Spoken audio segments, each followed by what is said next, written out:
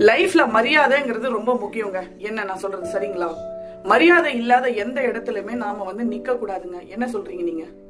எந்த ஒரு ரிலேஷன்ஷிப்புமே, அது ஃப்ரெண்ட்ஸா இருக்கட்டும், அது ரிலேட்டிவ்ஸா இருக்கட்டும், அக்கம் பக்கம் உள்ளவங்களா இருக்கட்டும், உங்களை யாரும் மதிக்கல, உங்களுக்கு யாரும் மதிப்பு கொடுக்கலன்னா அந்த இடத்துல நீங்க நிக்கிறதே தப்புங்க.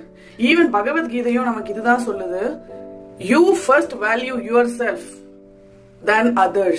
மத்தவங்க உங்க வேல்யூவை கொடுக்கறதுக்கு முன்னாடி நமக்கு நாம வேல்யூ கொடுக்கணும் அப்படின்னு சொல்றாங்க. சோ மதிக்காத இடத்துல நல்லவங்களுக்கு அழகு சொல்லாம போறது. எந்த உறவையும் பிடிச்சி தொங்கி நம்ம நிக்க வைக்க முடியாதுங்க.